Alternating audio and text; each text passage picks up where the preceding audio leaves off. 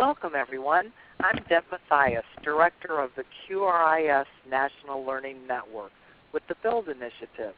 We'd like to welcome you to this Let's Talk session, Supporting Babies Through QRIS, Inclusion of Infant and Toddler Quality Standards. This series is made possible through the support of the Alliance for Early Success, along with other generous supporters.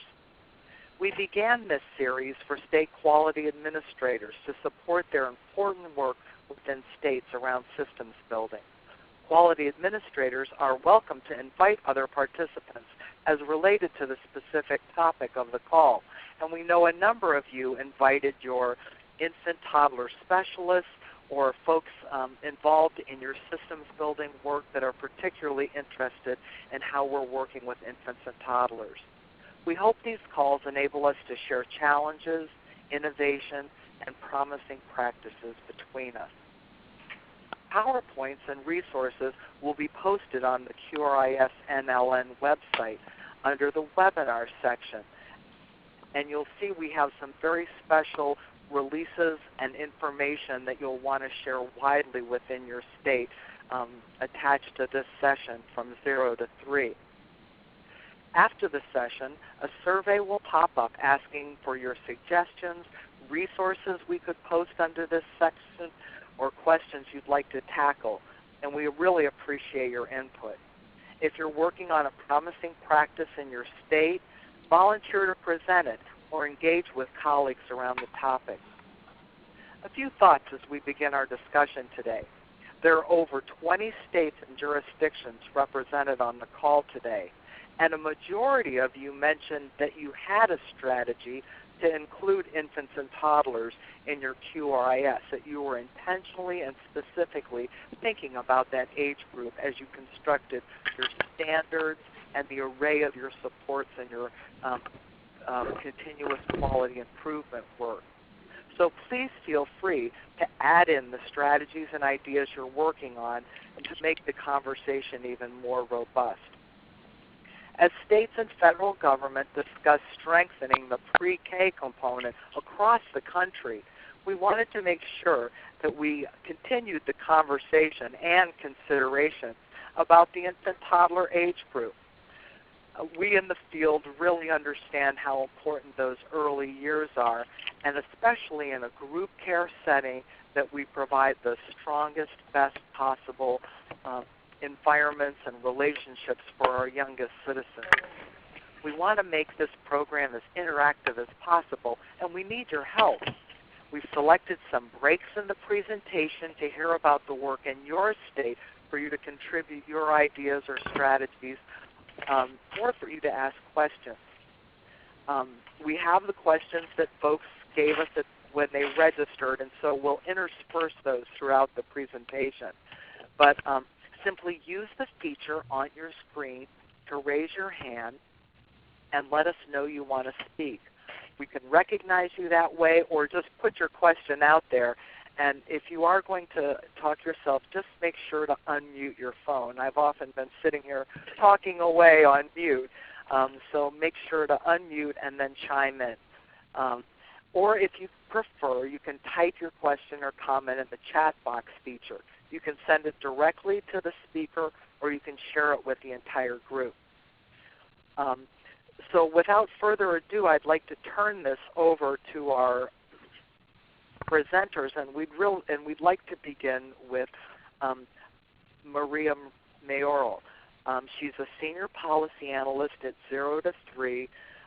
She's just a wonderful collaborator that has really kept our nation focused on the infant and toddler age group, and has done a lot of research and study about how states are tackling the work with infants and toddlers.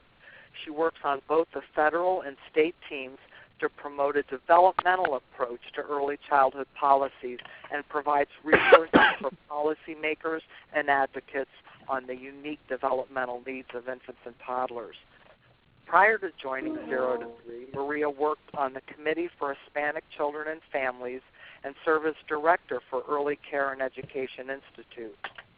Prior to assuming that position, Maria served as a clinical researcher and advocate at the Center for Children with Special Needs at the Tufts Medical Center, the Research Institute for Learning and Development, Harvard School of Public Health at Massachusetts General Hospital, and Tufts University Psychology Department.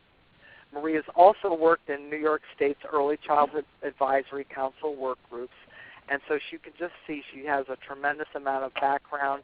And Maria, I'd just like to thank you for all your work preparing today and for getting us started on our conversation. So thank you so much, Debi.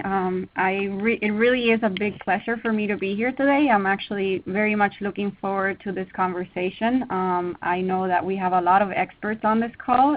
You're experts in your own states and from your own experiences. I'm really looking forward to all of your ideas and contributions. As Debi said, it's been a lifelong endeavor, I think, to be an advocate for children and also to understand what the developmental needs are and how we can best promote them. So today specifically, I am very pleased to announce that we're releasing a new series of documents that we've been working on for quite a while. Their title is Supporting Babies Through QRIS.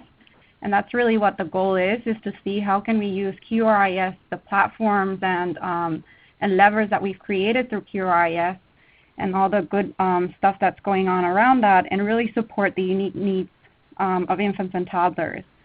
And as I often like to say more recently, as Debi was mentioning, we have this very big national focus right now on the early learning systems and early learning approaches that are going on through the states and at the local level. So we really want to kind of use this impetus to really understand more about what happens with younger children. We are very excited about the idea that 4-year-olds will be granted universal access to pre-K.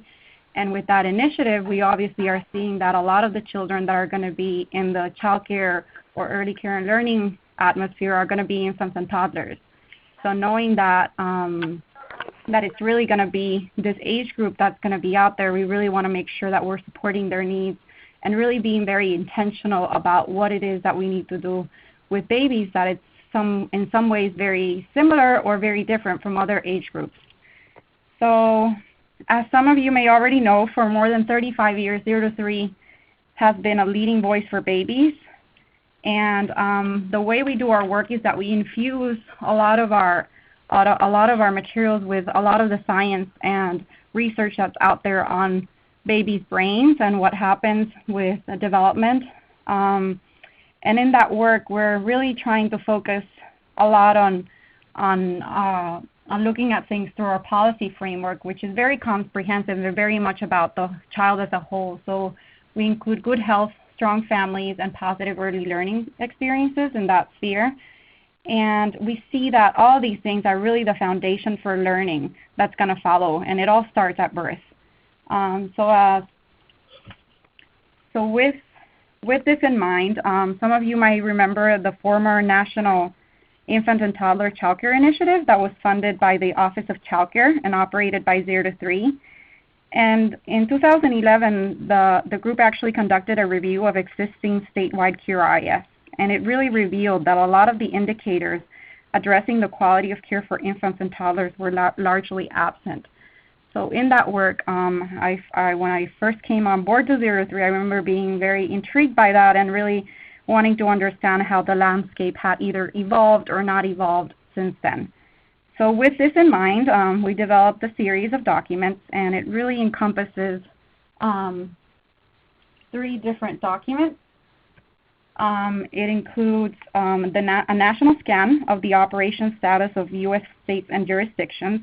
And I really made sure to include jurisdictions because I'm actually originally from Puerto Rico, so I know that's usually or sometimes not captured in some of the work that we do at the national level. And then I also included some links to their QRIS standards and tools. So you're going to be seeing that in a little bit. And then there's also another document that charts some examples of QRIS standards that have been included in statewide operating QRIS. And we specifically included those that are just about infants and toddlers. because we know that there are some standards that are actually going to benefit all children from all age groups. But there has been more work, I think, around that right now. So we focus just on infants and toddlers.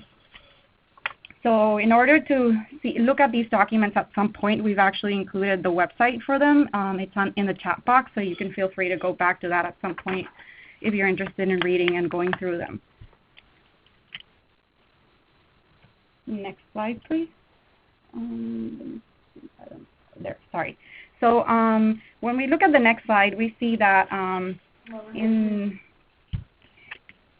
part of the first phase of this project was actually looking at the standards and supports that are out there for infants and toddlers. And as I was doing this, I realized that it was helpful to create a chart that really outlined where we could find all this material. So in doing that, you're going to see that the first document, it's really meant to be a way of having a reference of what each state and jurisdiction has in terms of standards and tools that have been posted online. And then since we collaborate with other partners to be experts on QRIS as well, we actually corroborated some of the information that you're going to see presented there with a BUILD initiative and also with the National Center on Child Care Quality Improvement. So if you look at the chart presented on the slide, you're going to see that we decided to define the different statuses for the QRIS operation in some ways different from some other organizations. So for example, when we looked at pilot, we decided that we were going to look at QRIS that have either been piloting or field testing or are in process of are being finalized. And we found that 6 states or jurisdictions were actually in that phase where they were piloting a QRIS. When we looked at planning for a QRIS, we found that 10 states and jurisdictions had actually been including QRIS in either a strategic planning process, a very specific conversation at a higher level in that state or jurisdiction. And then when we looked at a regional launch, we found that 2 states and jurisdictions were actually launching their QRIS from a regional perspective, especially including regionally driven QRIS standards. So you're going to see some examples of those. In terms of statewide, and we use this definition in our second document as well, is that we're looking at QRIS that have been launched from a statewide perspective and are usually inclusive of state-driven QRIS standards, so meaning that everybody in that state will adhere to the same standards. And then lastly, we have another category which says that it requires legislative action, and we actually found that 1 state requires legislative action in order to implement the QRIS. So some of you may not be surprised to know this, but this basically says that virtually every state and jurisdiction in the U.S.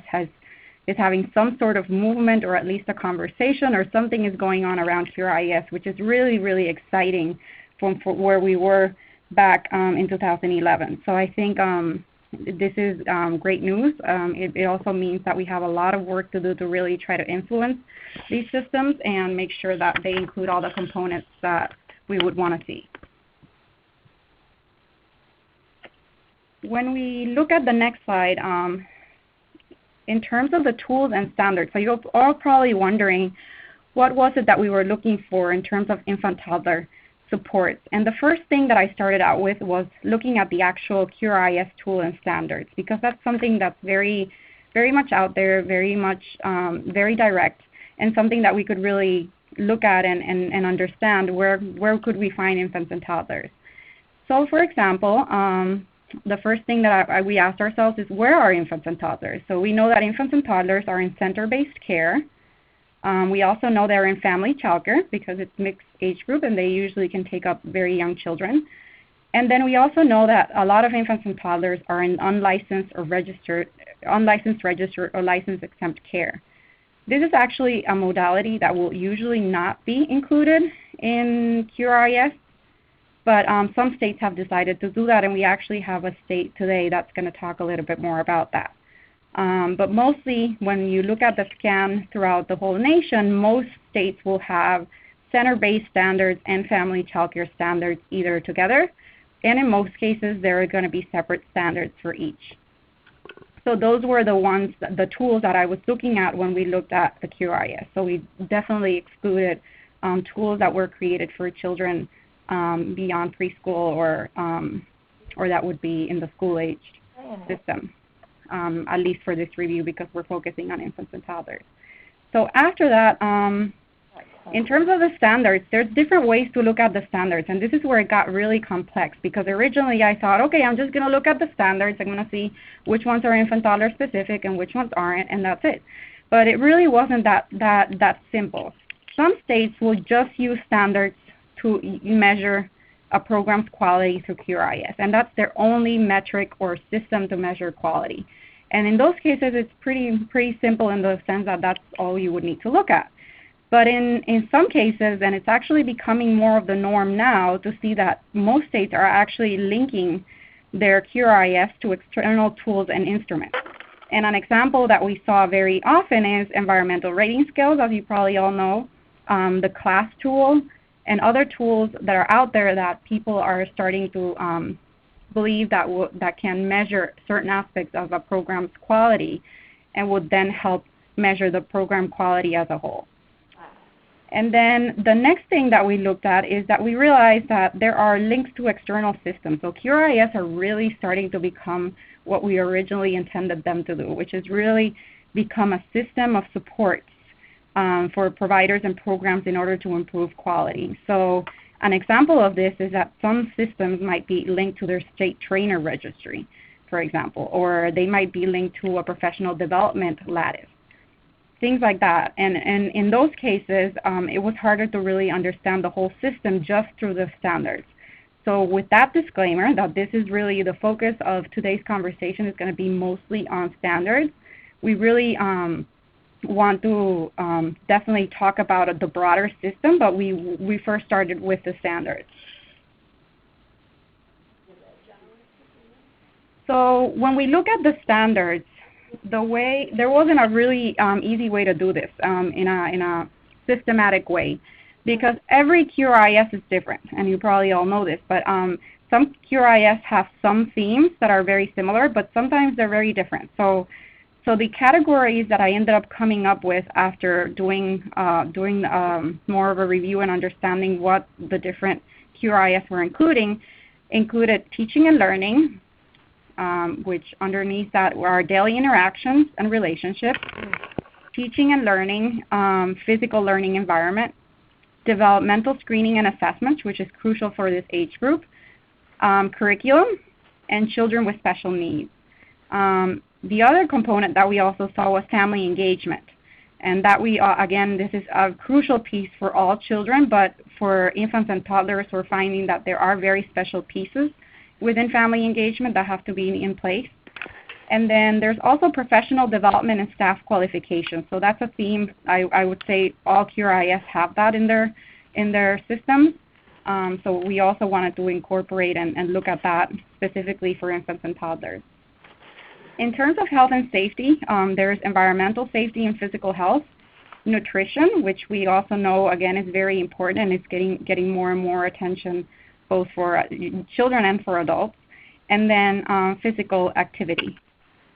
So with that scan, you're going to see that a lot of these categories and typical subcategories were followed by special considerations for infants and toddlers. And these considerations are actually stemming from either examples that we saw in QRIS across the nation, or they also stem from organizations and best practices that are out there that really have done a lot of research on infants and toddlers and have seen that there are special practices that are going to be very beneficial to infants and toddlers. So we'll see some examples of that in a little bit. And then the fourth column is examples of standards addressing infants and toddlers. And in this column, in the document, you're going to see that we really highlighted some states and jurisdictions that might have some sort of wording or standard that really exemplifies or shows what the special consideration for infants and toddlers could look like if we were to put it into a standard. And the disclaimer with this is that sometimes states will be really great with infants and toddlers, and they might not have a standard, for example, on health and safety related issues. And the reason for that is because, as most of you may know, some states already include this in their health and safety guidelines or their licensing standards for childcare in that state or jurisdiction. So if that's the case, then it really means that the QRIS might not be inclusive of these standards, but it doesn't necessarily mean that they're not addressing the needs of infants and toddlers.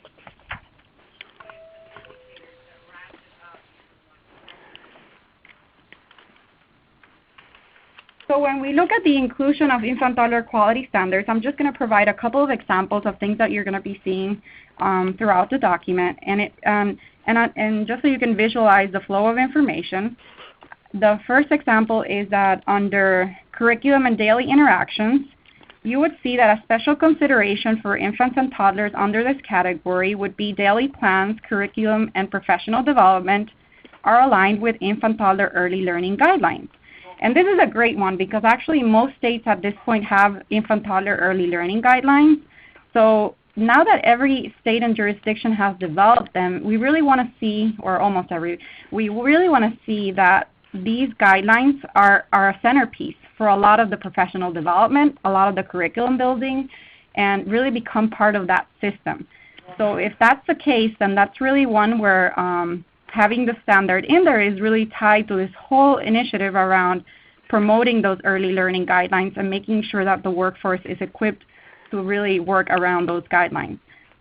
So a state example for that would be a standard saying, uses a curriculum that is aligned with the Minnesota Early Childhood Indicator of Progress, and all lead child care providers have completed at least 8 hours of training on implementing the curriculum.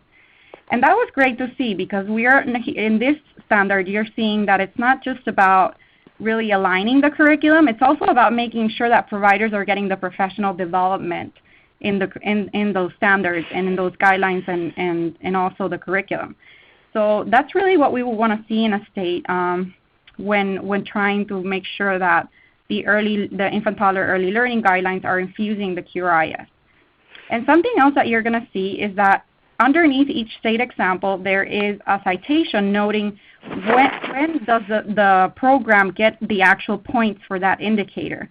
So for example, in this case with Minnesota, it's required for all age groups to achieve 3 stars or higher under family childcare, which is great because what we see is that they're requiring it. It's not actually at the highest tier. So that's something else that we want to look at, is that we want to make sure that states are not waiting until it's the highest tier in order to start meeting infant toddler needs. We want to make sure that it's something that's being met either halfway through or even in a better case scenario at the real beginning of the QRIS lattice. So that's an example for that. In terms of an example under family engagement, you're going to see that a special consideration for infants and toddlers is that the policy would require providers to engage with families or primary caregivers to understand the changing needs of infants and toddlers. And this is really important because infants, for example, at least most of them until they're later on, they won't be able to communicate directly with their parents and speak to them, right? And tell them, Mom, I ate today, or Dad, I didn't get my diaper changed, or it's really hard for them to give that information off to parents when they come pick them up. So an example is from Pennsylvania is that they're asking that individual child information is shared in written form with families on a daily basis for infants and toddlers. And this is a requirement in order to progress to level 2 under community resources and family involvement for child care centers. And this is really important because we're finding that having that information for parents is crucial so they understand that their child may be ate 4 times that day and they might not be as hungry when they get home. So it's not like parent is trying to force feed their child because they think they didn't eat. So and the same with diaper changes and any other daily routines that would happen with a young baby. The other thing is that baby might have said their first word and mom and dad might be very busy when they're coming to pick up that child. So we really want to make sure that that provider has captured that interaction, and then mom, dad, or family member can really promote and stimulate those new words that were learned that day.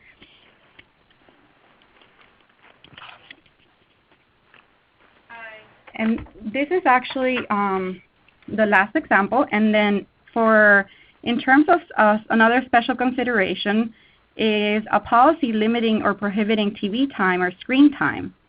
And we're seeing that this is really important because the American Academy of Pediatrics made this a recommendation for children under 2 years old. And again, this might be a newer recommendation that's not in the licensing standards, and it's harder to get into licensing standards for some states. And if that's the case, then we would really want to see this in the QRIS. So for example, Maryland has said no screen time for children under 2 years of age, and limiting the use of television or computers when not directly related to learning experiences. And again, this is really important because a provider might not be aware that this is a recommendation that's out there, and it's something that's really not promoted for children under 2 years of age. So it's really beneficial to have this in the QRIS so it can provide some guidance for providers caring for children that are younger.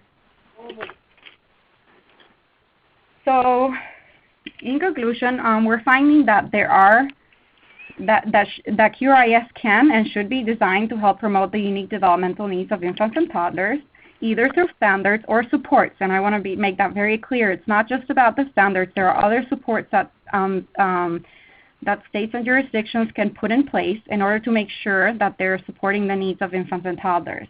Sometimes people will tell me that there is no need to distinguish between babies and other children, or why do we need to do that, and they'll ask me. And the answer is very simple, and if we really start learning about child development and what it takes to foster development for younger children, we really understand that there are very specific things and very unique things that need to happen with infants and toddlers. And in understanding that, we know that there are some things that if we just make them very general for all children, babies get lost in the shuffle. So that's why we're promoting having these examples out there. They're not meant to be exemplars by any means. We can always make them better. And we encourage more of this conversation about how we can support infants and toddlers, again, through standards and through other systems that we know could be out there. So with that in mind, we're gonna be developing a third piece. We're in the process of developing a third piece, or a self-assessment tool, on how QRIS can really be a framework to support the numerous activities that improve the quality of early care and learning programs. And this self-assessment tool will really look at more comprehensively at the components of QRIS as they relate to infants and toddlers. And examples of these, like I've mentioned before, are professional development systems, infant and toddler training registries, technical assistance with infant toddler specialists, which is something that we're seeing that some states are really investing in, and then financial incentives and supports. And this will hopefully be a part of a broader conversation at some point, but we really want to make sure that we do know that infant toddler care is more expensive, but we also know that there are ways in which we can alleviate that burden on families and providers and really make it a more sound system. So with that said, I now look forward to hearing from two other states that will be presenting today on their QRIS. The first presenter is Ola Friday. Ola and I had the privilege of working together in New York, and she's wonderful. She's the project coordinator with the New York Early Childhood Professional Development Institute, or PDI, and she coordinates the implementation of the Quality Stars New York State's Quality Rating and Improvement System that works with over 300 early education providers to improve program quality and staff. Ola brings to this work knowledge of public policy analysis and early childhood education policy. Before coming to the PDI, Ola worked in local government and as a human capital consultant to the public sector state agencies. She holds a Master of Public Policy degree from the University of California in Berkeley, and she focused her research on career pathways within the early childhood education industry. And Ms. to increase compensation for child care workers.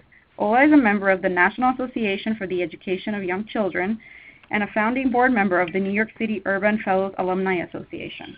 So with that said, Ola, we look forward to hearing more about New York.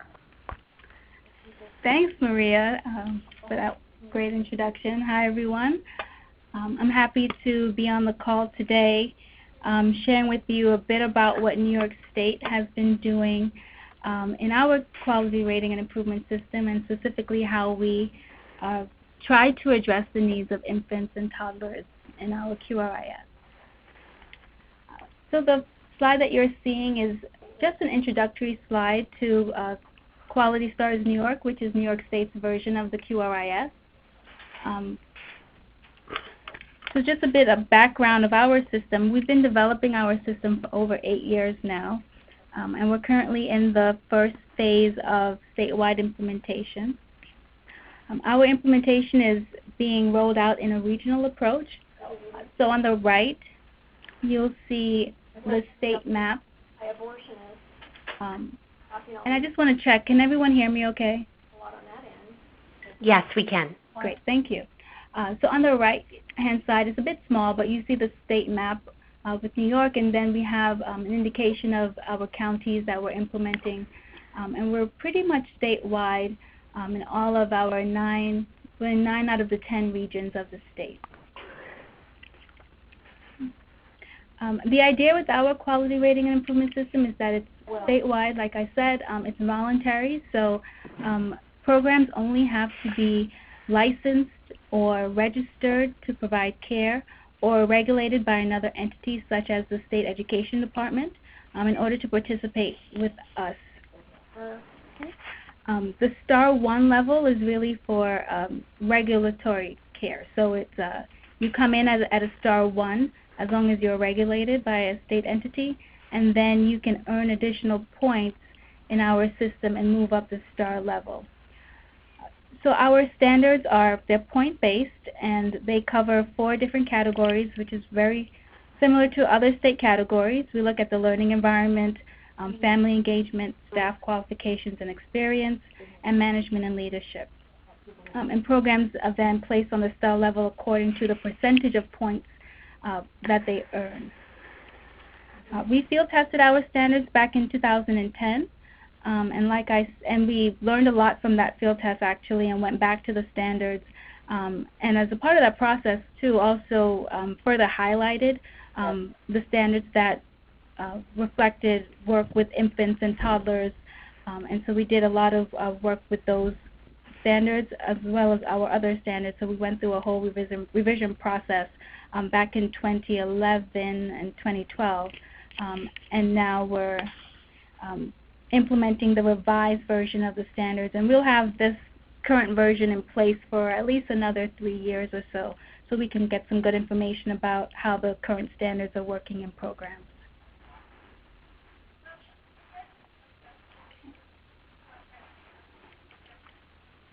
So next, I'll just show you a bit about how New York State references infants in our standards. So I've highlighted a few here that are very specific to our work with infants.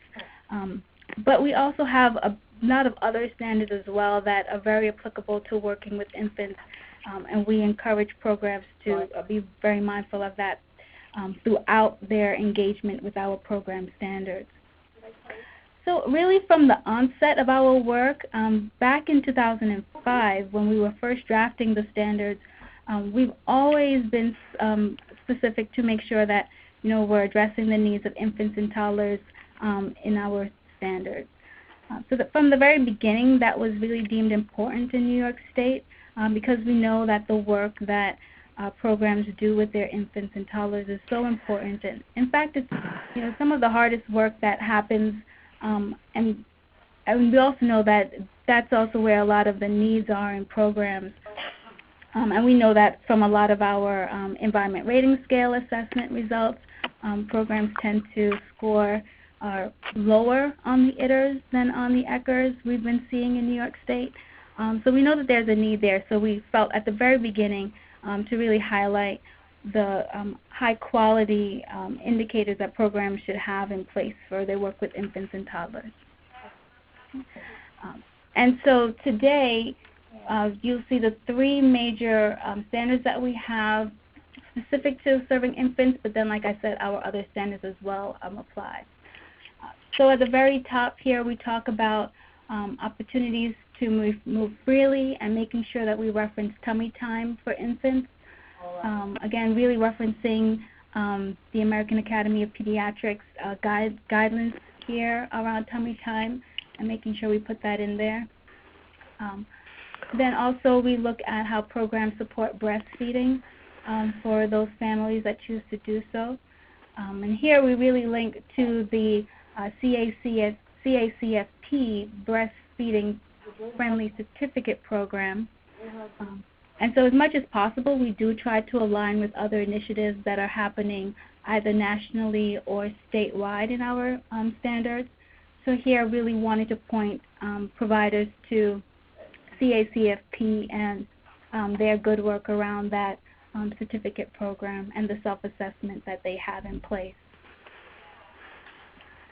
And then thirdly, you see here under communications, we wanted to emphasize that programs should be keeping a daily record of the routines of infants, so their feeding, sleeping, and toileting practices, and really sharing that information with parents ongoingly. We did get some feedback from, or some pushback, I should say, for that particular standard, where a lot of providers would say, well, you know, I talk about this to the parent when they come to pick up the child, and we say, well, that's great, you know, that you're talking with the parent, but it's also important to have a written record and that the parent can take that with them. Or if it's not the parent picking up the child, then that person can convey that information to the parent. So these are the three major ways in which we reference the work with infants. But again, we have standards that talk about using developmentally appropriate curricula with all children, so certainly with infants. We talk about the proper use of assessments and screening, so that's certainly applicable to our infant populations. And then we have a whole host of other communication standards as well that deal with working with families around particular issues. So I'll just note here, what we do in New York State is that before our programs begin their standard self-study, which is going through the standards and saying, yes, I do this, and here's my documentation to prove that I do it, we do ask that programs report to us the populations that they serve. So we want to know if they serve infants or if they serve toddlers, students with disabilities, English language learners. So we collect all of that demographic information up front, and then programs are asked to respond to particular standards that only apply to the demographics that they serve. So one thing we learned from our field tests was that programs were afraid they were being penalized in our system if they didn't serve infants, but we were asking them to respond to standards that were specific to infants. And so we took a hard look at that issue and really changed the whole way that we do our point system now. So if you don't serve infants, for example, then you're not asked to respond to these particular standards, and you're not penalized at all in the point system if you don't respond to those standards. It's a somewhat complex calculation that I won't go into, but we did that so that programs would not, would be okay with the way that we set up the standards and not feel that they're being unfairly disadvantaged in the system. But one thing I would say, too, is we have standards that are specific to serving toddlers and preschoolers. I don't show that here, but that covers a spectrum of 15 months to 5 years. And we're learning that that spectrum is probably too large, right? So we're not really being able to parse out work that programs do with toddlers specifically versus the work that they're doing with preschoolers. So I think in the next iteration of the standards, we'll have to really reconsider our ability to understand what's happening with our toddler population versus what's happening with our preschool population. So that's something to, for us to keep working on as well. And also, we ask programs to self-report to us if they serve infants at the moment, and some of that data is not always accurate. So I think we have to go back and think of some better ways to get that valid information. Some of it is captured in the license of programs, but for family providers, for example, that's not on their license. So we do have to ask family providers if they specifically serve infants. And of course, this all changes in the program. So at one point in time, they might serve infants. At another point in time, they might not. So the timing of when we get the information and how it affects their rating is also important.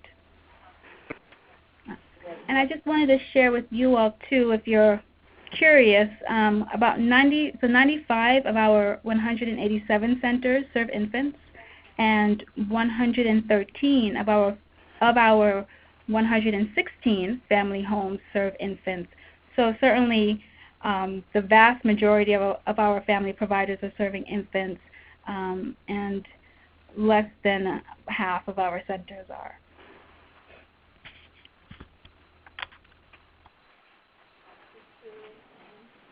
Okay. The next slide talks about This is not really all that helpful. the assessment tools that we use in New York State. So currently we use two main assessment tools in our rating system, the environment rating scales, like Maria had mentioned, and then the classroom assessment scoring system that more and more state QRISs are using these days. So the ERS is actually embedded in our rating system, so points are earned based on the scores that are received for the ERS observation results, and those points are factored into the rating and really can help to move programs up our star levels. And we have a check in place such that you have to receive at least a 4.25 overall score, average overall score on the ERS in order to be rated at a star 3 or higher in our system. So that's an external check that we have in place for our programs. And like most states, we use the full suite of the ERS scales, so we certainly use the infant-toddler ERS a lot in any of our infant-toddler classrooms. And like I mentioned, right now we're wrapping up our ERS assessment, so we're just now getting the information on how programs are scoring. But from the field test back in 2010, we saw that our infant-toddler programs and infant-toddler classrooms were scoring on average much lower than the Eckers classrooms, the preschool classrooms. So that really indicated to us that we had a lot of work to do there in those classrooms and really provide a lot of support to those providers. And then also I just mentioned, so New York State provides free environment rating scale training and materials to all of our participating sites. We do a lot of communication with them before we actually go out to observe them, so they understand the tools that we're using and how we use the tool in our rating system. And then also in the standards themselves, our providers can earn additional points for taking training on the tools and also doing their own self-assessment using the scales. So the second major assessment tool that we use, I think we're all familiar with the class. So we're actually gearing up to do our first round of class observations early next year. So this fall we're going to roll out class training to our providers to get them up to speed with the tool and understand how they can be using it for their quality improvement. But right now the class is not embedded in the rating system. It's solely being used for quality improvement planning. So our Star 4 and Star 5 programs, so the highest rated programs, are able to get independent class observations so that they can incorporate those results into their quality improvement plan. So we really think at the Star 4 and 5 level programs are at a place where they can really, they've addressed a lot of the foundational issues, and they can really start to then focus on what's really going on in the classrooms around interactions and have those somewhat more sophisticated conversations, if you want to say. We're gearing up to actually roll out the pre-K class initially, but certainly we're looking to use the toddler class that's available in those rooms, and we're looking forward for the infant version of the class that will be rolled out, I think, sometime next year. But the class for us is new, and so there's a lot of groundwork that we have to do in the state to really help folks understand how they can use the results in their improvement planning.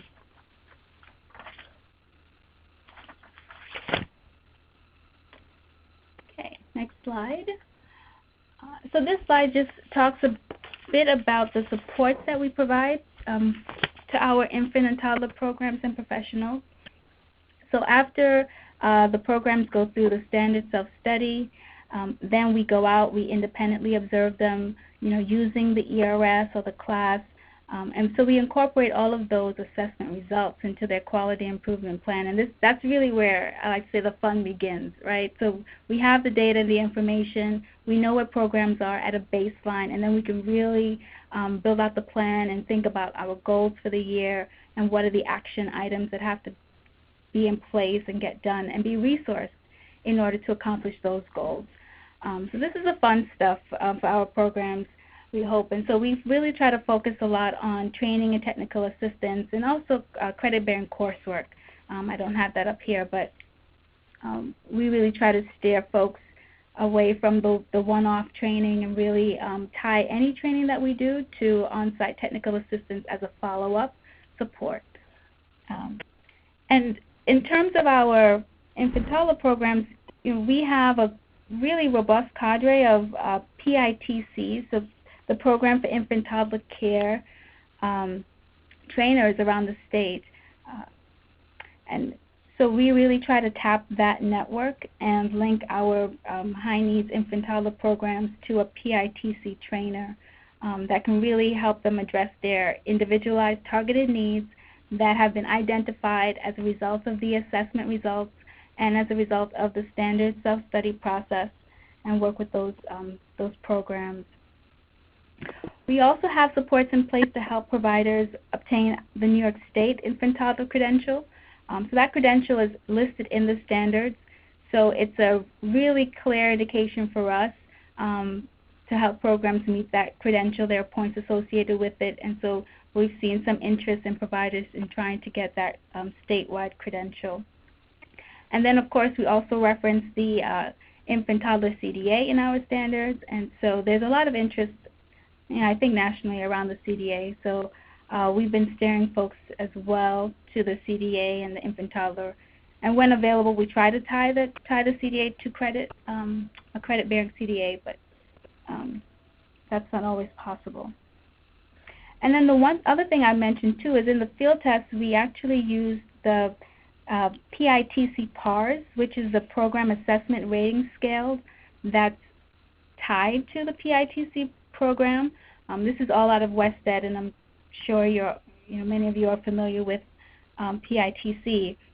But we use the PARS in the field test as an independent observation tool when we were doing our validity checks with our program standards.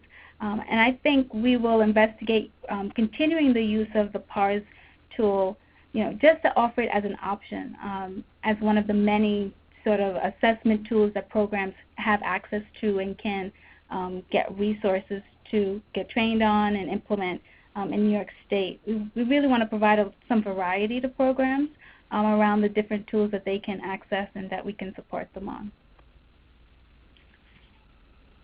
And I think that's it.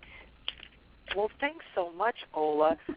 I heard Maria begin the conversation, and you certainly kept going with the theme of what's in the standards that you're monitoring and measuring, and what's in the CQI part of what the state's initiatives are to support the ongoing work of programs improving quality and services for infants and toddlers.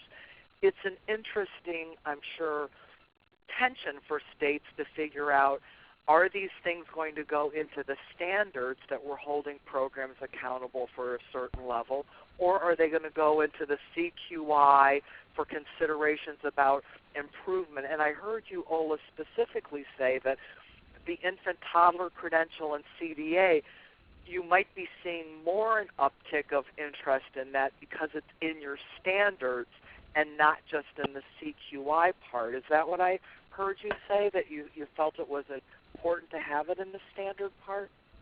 Yes, I did, and I think that is the case, Debbie, where, if it is referenced in the standards and there are points associated with it, there is more of an incentive at times for programs to, want to get those things sometimes. But I think also, there are programs and providers who they're generally interested in improving, and they would get it anyway. The other thing I found really interesting in what you said is with the class, and I think, and Maria, correct me if I'm wrong, the infant and the toddler class are close on the horizon, right? Coming out this spring, I think. Yeah, so that's going to happen with the infant version. The toddler version is already available. Okay, great. Yeah. And Ola, I heard you say that you're going to give the field some time to work with those tools, get some training on them, explore them in the CQI work before you would move them into a standard where people were having to, get a cut score or be, monitored on that piece of it. So I thought you had just a terrific strategy about having that in the CQI realm before you would move it into the standards realm. Mm-hmm. Right, that is the idea. The standards are already so high stakes, and the fact that we incorporate the environment rating scales in the standard makes that a very high stakes assessment for programs. And so we were very wary of building in another high stakes assessment tool into the rating system. I think it would just be too much for folks at this time. So we're just easing it into, our approach with them, the CQI approach, like you said, and we'll see how programs respond to the class. We'll see how they do on the class, and then we can use that information to think about if we want to do anything more formal with the class in terms of embedding it into the rating system in the future. Well, New York has really taken such a, strategic and thoughtful approach to, and I heard you say this a couple of times when you were talking about how the ERS data was informing your focus in infants and toddler, and how you were using that tool, that you were really looking at it, and it's then also informing your professional development and technical assistance systems, kind of what you're seeing in the array of statewide ERS data. I just loved how you're using the data to inform the development of your quality improvement system, as well as what you would seek to put in the standard and how. Ola, there is a question in the chat box. Do all types and sectors of early childhood programs participate in New York's QRIS, like Head Start, child care, pre-K? Tell us a little bit about that. Sure. So I mentioned that we cover any type of regulated care in the state. So that's everything but informal family providers. So everything from universal pre-K in centers or in public schools, Head Start programs, family providers, group family. We have what we call State Education Department registered nursery schools in our state. They're not licensed by the Office of Child Care, but they meet some higher standards through state ed. We work with a number of special education preschools that are contracted with the State Education Department to provide preschool for infants and young children. And, all right, that's great. So, and you mentioned family, friend, and neighbor. I think that it's very interesting as states are doing the QRIS work, because so many infants and toddlers do use family, friend, and neighbor care, I am seeing a trend for states to consider how they could put family, friend, and neighbor, if they're not going to work on it in the constraints of the QRIS system, they're certainly thinking about it, family, friend, and neighbor, in the quality improvement sector, where they're thinking about how with family, friend, and neighbor can we get these resources to that provider type, bring them into the fold in terms of what we're offering in a good, family-friendly, culturally sensitive way, materials and supports, in trying to think about how can we work with that age group in a less formal type of an arrangement. But I am seeing people, because of the numbers of infants and toddlers in family, friend, and neighbor, really wrestle with this. What kind of supports are we doing or are available to family, friend, and neighbor to think about the care of infants and toddlers? Yeah. Well, with that, I'd like to turn it back over to Maria to introduce the next part of our program.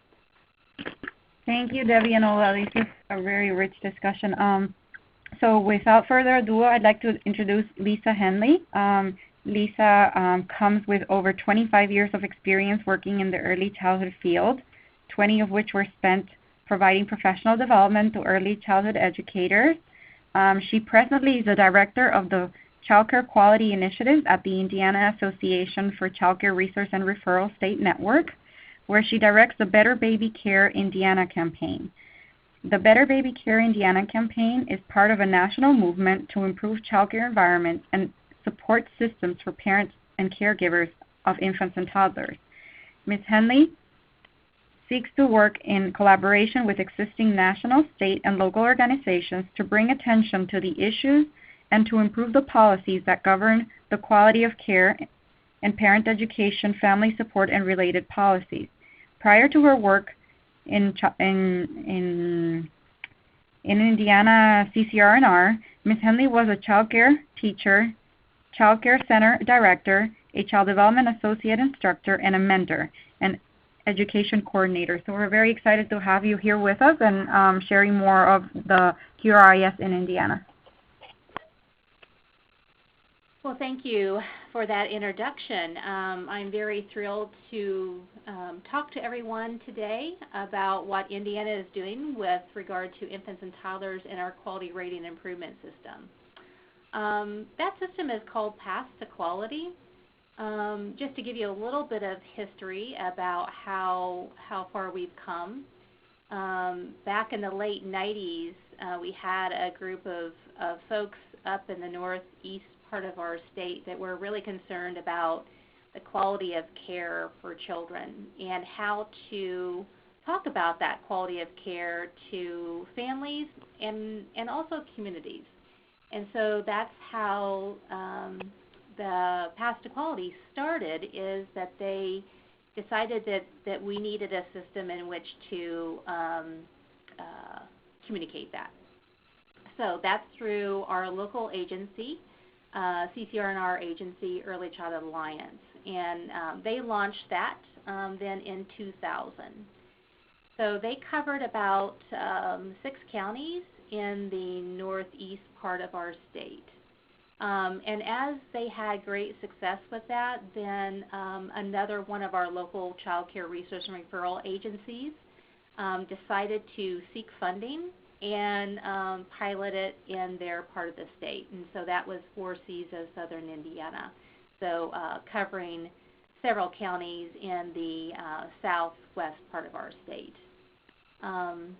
Again, success in that part of our state. So the state decided to look at launching it statewide. And in fact, it was probably at least a year or maybe about a year and a half that we really looked at that system and how to take it statewide. And I will have to say I'm very proud of the strategic approach in which we looked at that.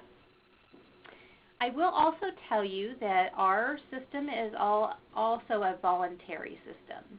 So It's not something that is required to do, but we talk about the benefits of it and programs then sign on. There is 4 levels to our system. The first level is about health and safety. I'll talk about the programs in just a little bit who can participate and do participate, but it is kind of that piece where if you're registered or you're licensed, then that's the minimum that we're asking for you to sign on. Level 2 is really looking at the learning environment. This system also builds upon the levels. I do want you to know that.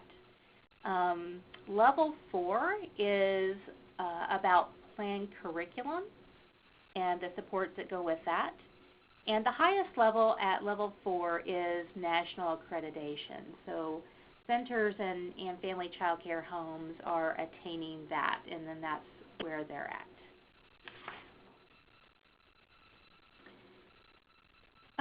Thinking about the initial goal that we had for Path to Quality, and that stems from the earliest goal with Early Child Alliance to where we're at now as statewide.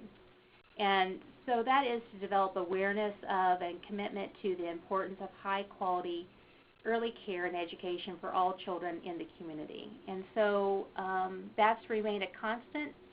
That didn't change as we sought out what our mission was really when we went statewide.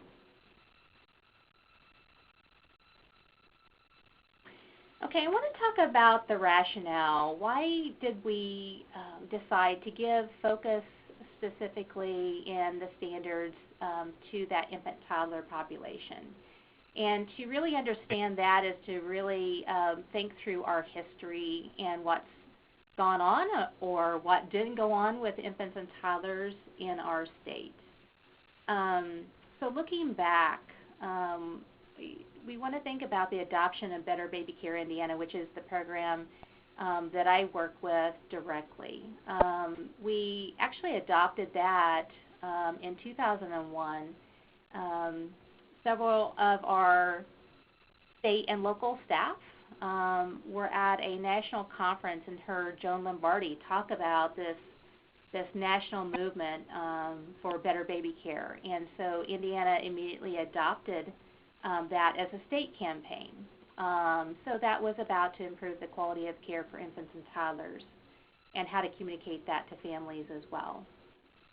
The reason why we wanted to do that is we were having what we felt were some problems with regard to even just some basic safety issues with infants and toddlers in care. So it was an easy adoption for us to make. Also about the same time, we had some funds to bring WestEd here to provide the PITC the Trainer Institute. And who was invited to that? It was anybody from higher ed to early intervention to our state licensing staff, also to CCR and our staff. So we had modules 1 and 2 presented to that group of folks, and I think there were about 85 professionals that attended. And then we had WestEd come back again the next year and present modules 3 and 4.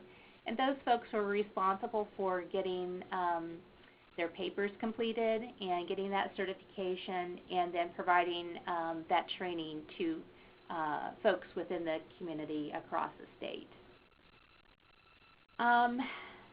About that same time, we were had a Indiana Professional Development System. So that was really looking at career lattice and credentialing and so forth. And so it was really some of the same professionals that were at the PITC Institute that were also working towards making sure that there was a system in our state where child care providers and other folks working in the infant toddler field could get the knowledge that they needed for this very specific group of children. And so that was also something that was going on that really had Indiana gain some momentum in the infant toddler world. We look at the I think it was about 2003, we finally, through Better Baby Care, had the formation of infant toddler specialists. And that was a network of those specialists who are housed in each one of the CCR&Rs across our state.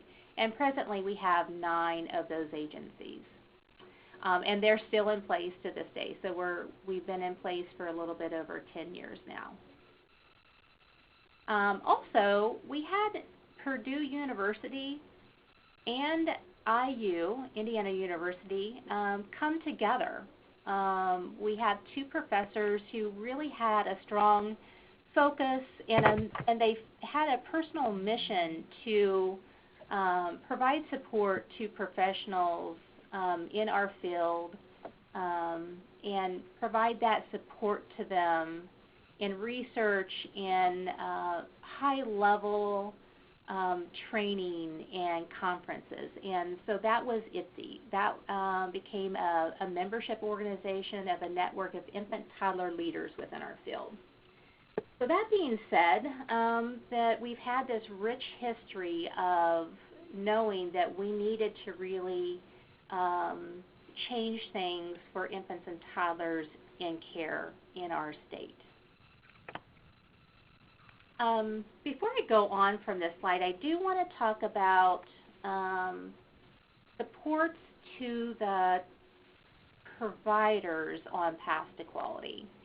So as I mentioned before, there's infant toddler specialists, but also within the CCR&R world, in each one of the local agencies, we also have inclusion specialists. And I know probably many of you also have inclusion specialists within your state.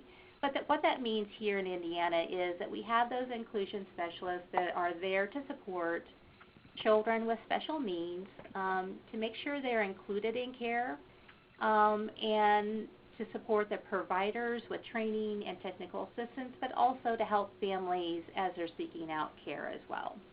So we have those 2 experts within our field.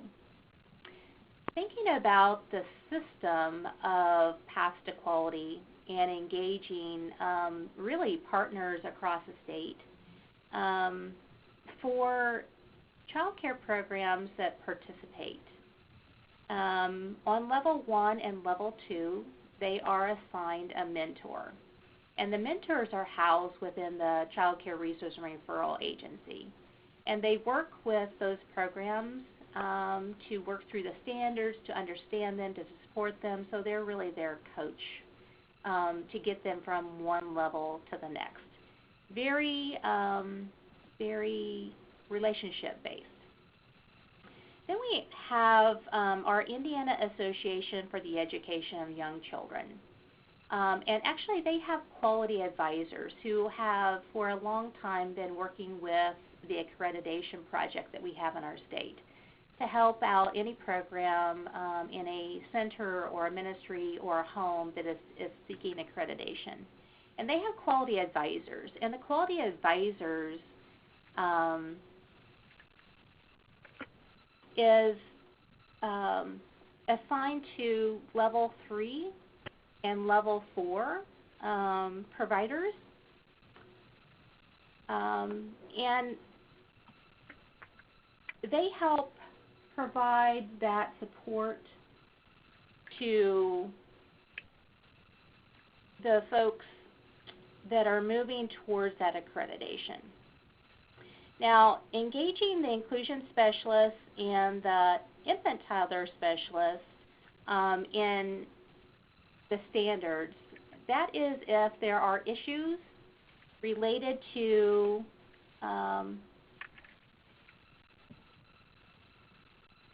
problems that those programs are experiencing.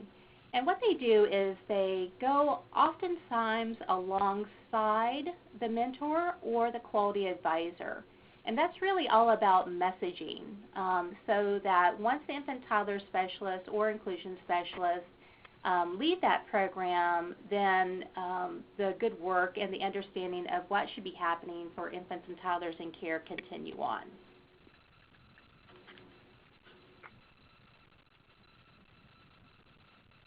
Okay, so who participates on Path to Quality?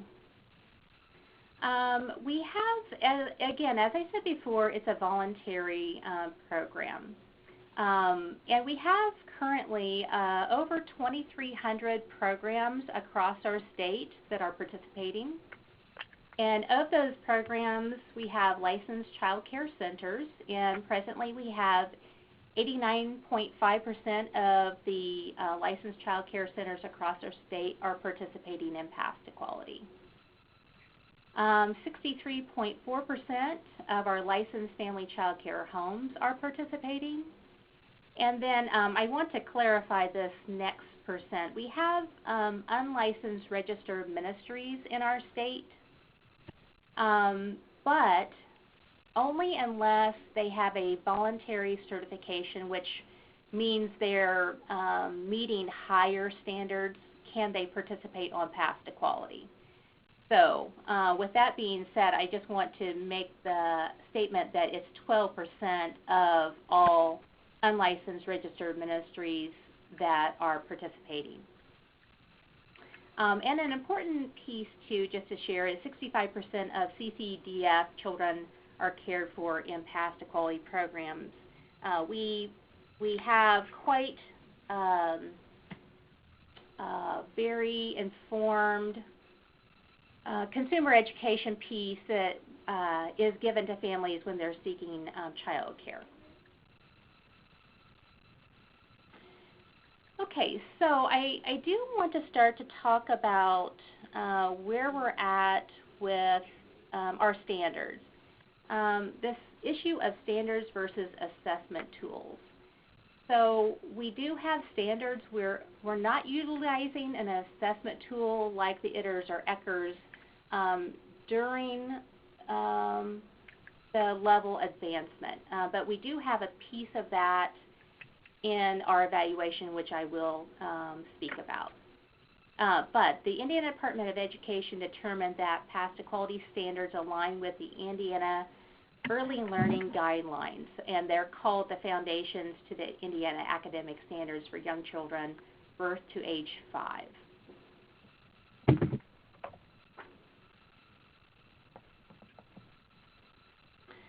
So I want to talk about the evaluation phase, and then I'll speak about some of the standards that we have in as well. But the evaluation is done by Purdue University.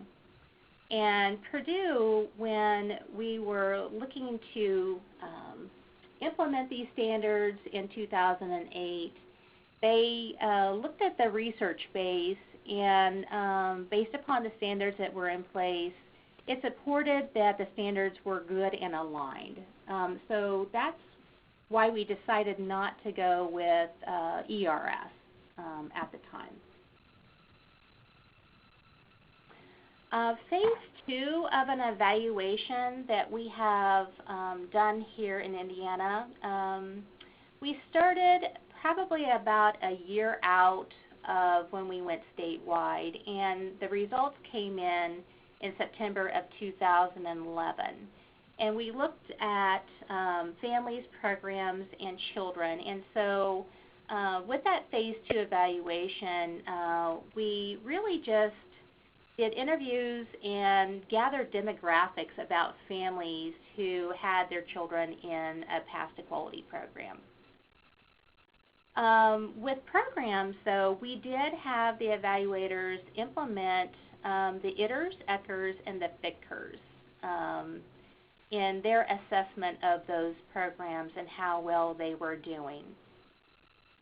For children, there were observations, and there were the child assessment tool, the Mullen, which looks at cognitive and language development.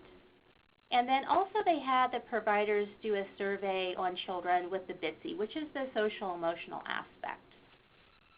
And what we found during phase 2 was that infants and toddlers, I'll speak about them specifically, if they found that children in a level 1 program, the program scored a 3.8 as an average. And then looking at providers on level 4, the average was 4.6. So they couldn't say that that was really, the statistics weren't significant enough, but they did assess that they were moving in the right direction, and they felt like that this was very early on in path to quality, and that may make a movement at another point. But we had 249 children that they were looking at with infants and toddlers, anywhere from 6 months to 35 months, and that was 57 infant and toddler classrooms. Okay, the existing phase that we're working on presently, and that started not quite a year ago, but we've been kind of in that planning phase, and now we're really into the implementation phase of the evaluation, especially now since we're 5 years out. But it's going to go over a period of 2 years, and there will be interviews with the family and interviews with the program. And there will be 3 interviews at a time, so kind of a baseline interview, midway through, and then a final interview. But for the children, and this is, I think, really important, with infants and toddlers, they're going to follow them actually for 2 years. And they'll follow them wherever they are going to be. So if they move from one program to the next, then they will follow them from one program to the next. But they are going to utilize the Mullen and also the BITSI still, but they're including the toddler class. And so you heard that mentioned earlier in our presentation. But thinking about the standards. So in our evaluation, all standards were validated. ITERS, as I said before, was used for program evaluation, but not that improvement piece. And as I said before, the evaluation demonstrated that incremental quality improvement, with the vast improvement being between level 1 and level 4 with regard to infants and toddlers. But as I said, with thinking about our levels in that we are looking at health and safety, and that was that baseline, what they should come in to this system, to this quality rating and improvement system, was where they should be meeting basic health and safety under regulation or guidance that has been given for registered ministries or centers or homes. We have identified very specific items for level 2. So level 2, thinking about that learning environment. That learning environment is considering schedules for infants and toddlers. So as basic as making sure that babies are attended to quickly and appropriately, and soothed when crying, that one-on-one attention, thinking really about the routine, and what we know is for high-quality infant-toddler care that routine is really a big part of the curriculum for infants and toddlers. So engagement is very important. We have several of our standards that really have to do with early literacy skills and language. So again, kind of going back to that engagement and what the offerings are for infants and toddlers in care. thinking about level 3. Level 3 is that planned curriculum. So what are materials being offered up to children in care? What is the curriculum? And I think Maria said it very well earlier. There is a huge difference between what we see or should be seeing with preschool children and what we should be doing with infants and toddlers in care. And that has been a very big leap for a lot of our programs participating on Path to Quality. What is the appropriate curriculum and the approach for preschool children, and what is that for infant and toddlers? And so that is where oftentimes we see the biggest need for support through infant toddler specialists is helping those programs identify their curriculum approach with the children in their care. But we go back to and we reiterate the importance of individualized approach. I think I probably better stop here. I could probably go on and on about our standards. There are many to look at, but I want to make sure that there is time for any questions just in case, because I know that we probably need to end on time. That's great. Thanks so much, Lisa. You know, you sure have been able to get most of the providers in Indiana to participate in your QRIS. Do you? And I heard kind of a theme of really engaging the provider community in crafting the QRIS, in training, professional development, and thinking through these issues all along the way. You know, is that what got you such high participation? I think that really Indiana is a model. And how does that relate to how you establish the standards and so forth? Like, well, right. I think the one very key issues that we have that really help get everybody engaged and know the importance of moving towards quality is, if you remember, I said that it's Child Care Resource and Referral. It's our state, Indiana Association for the Education of Young Children. It's actually really the Bureau of Child Care and our state administrator and higher ed. And then I didn't even really mention the raters who rate and these programs to make sure that they've met that before they go to another level of advancement. So we really have what we consider the key stakeholders, the key partners in our state that all really touch these child care providers and really encourage folks to sign on to Path to Quality. So that makes a huge difference. You have all of your implementers and support people driving like your licensing people and your CACFP, like everybody's singing the same song. It's a big choir with the providers, right? It is. And so, you know, it's very relationship-based. We try to form those good relationships with the child care providers so that we have trust. And I think that's probably very key. We're here to support and encourage quality. We're not here to come in and just say, you're doing this, this, and this wrong. Here's where your strengths are. You're really doing well here.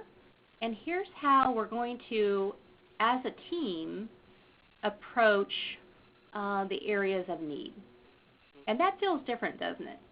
Yeah, with almost over 65% of family child care homes, in particular, participation, that's a goal that many states would love to reach.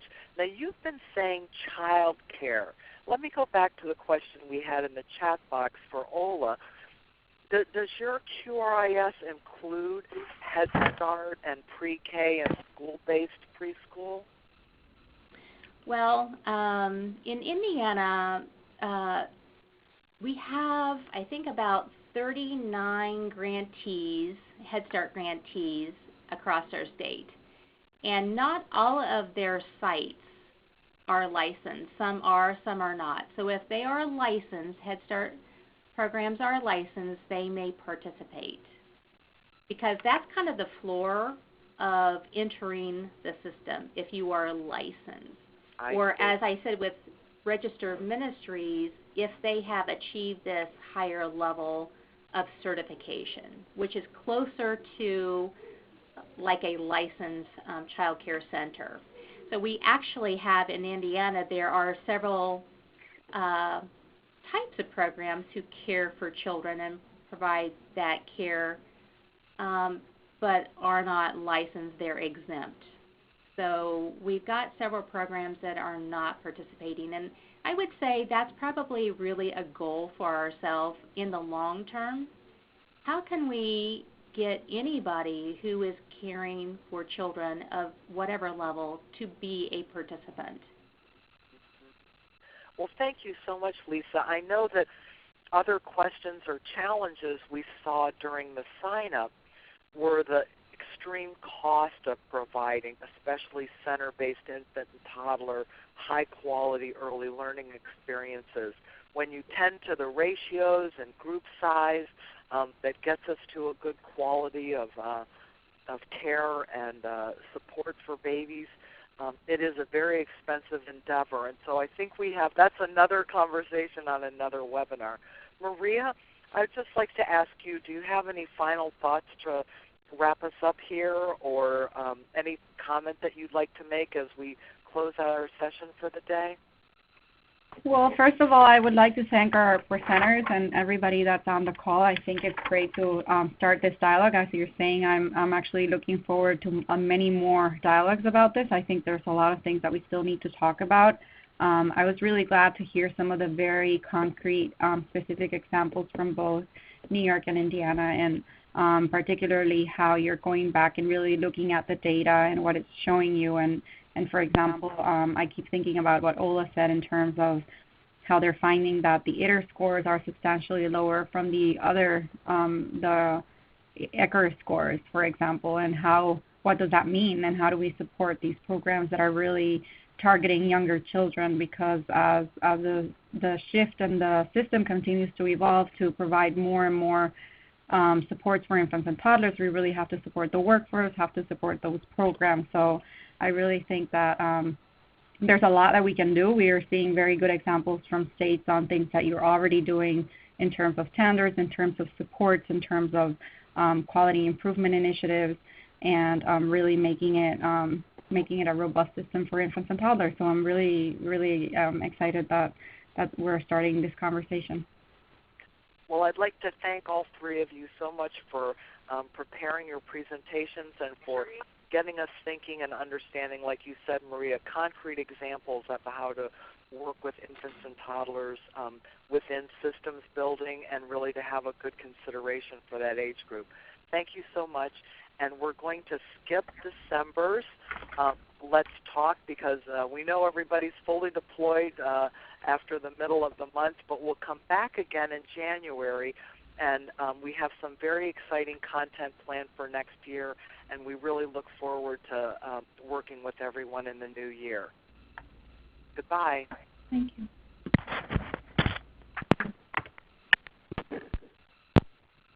Thank you.